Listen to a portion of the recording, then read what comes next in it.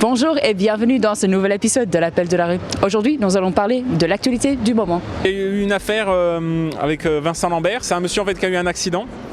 Ça fait 11 ans qu'il est dans un état végétatif. Et donc à sa famille qui se bat parce que donc, du coup, donc sa femme et tous ses frères et sœurs sont pour arrêter les traitements parce qu'il ne se réveillera jamais, selon les docteurs. Mais ses parents, qui eux sont très religieux, sont pour le maintenir en vie coûte que coûte. Qu'est-ce que vous pensez, vous? Ça devrait être la femme qui devrait choisir, parce que c'est la personne avec qui il a choisi de partager le reste de sa vie. Donc je pense que c'est à elle qui devrait revenir la décision. Et aussi je pense qu'au bout d'un moment il faudrait arrêter de s'acharner, parce qu'il n'est pas conscient, pour lui ça lui change rien. Et puis à un moment aussi il faut faire son deuil et passer à autre chose. Et ça occupe surtout une place dans un hôpital, des ressources, tout ça, qui ne sont pas vraiment utilisées à bon escient, vu que les médecins disent qu'il ne se réveillera pas. Donc je pense oui, il faudrait le débrancher. Objectivement, moi,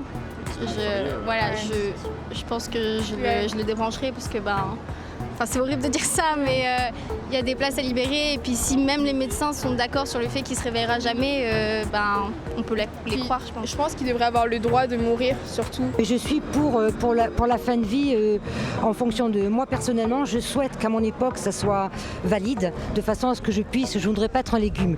Je veux dire, voilà. Si je ferai le choix de m'endormir définitivement.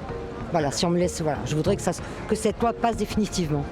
Je pense qu'en France, le droit à l'euthanasie devait être légal, parce que ça entraîne de la souffrance dans des familles et des coûts pour rien parfois. C'est inutile. Voilà, autant laisser libre, on est dans un pays libre, autant laisser libre choix aux gens de faire comme ils veulent.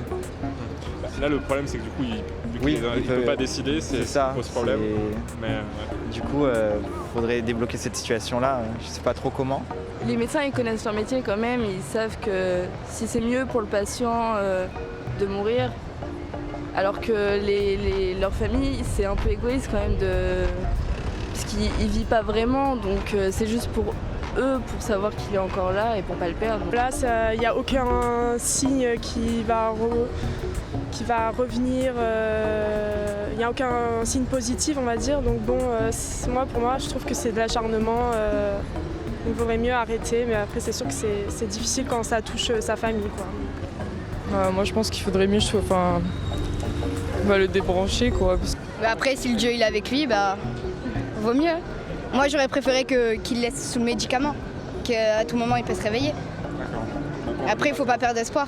Moi je pense qu'ils attendent encore un petit peu plus, voilà, peut-être il y aura quelque chose. C'est comme il n'est pas mort, donc il a un pourcentage pour survivre, quoi. Après, s'il n'y a aucune chance de se réveiller, ça sert à rien d'utiliser de l'énergie, du temps et des patients pour une personne qui se réveillera jamais. Donc c'est vrai qu'en soi, ce serait bien d'arrêter les soins. Après, il y a la dimension émotionnelle, mais s'il n'y a vraiment aucune chance qu'il se réveille, non, je pense qu'il faut débrancher.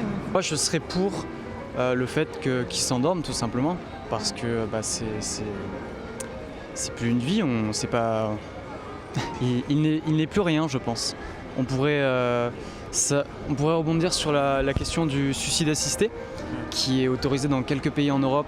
Je sais que j'ai des membres de la famille qui ont procédé au suicide assisté, parce qu'ils étaient trop vieux. Et voilà, et je pense que c'est important qu'on puisse avoir le choix de notre vie, et du coup de notre mort, de notre départ. Et surtout savoir qui a la décision de le faire dans la famille. Voilà. Merci beaucoup d'avoir regardé cette vidéo. Si ça vous a plu, n'hésitez pas à liker, partager et laisser un petit commentaire.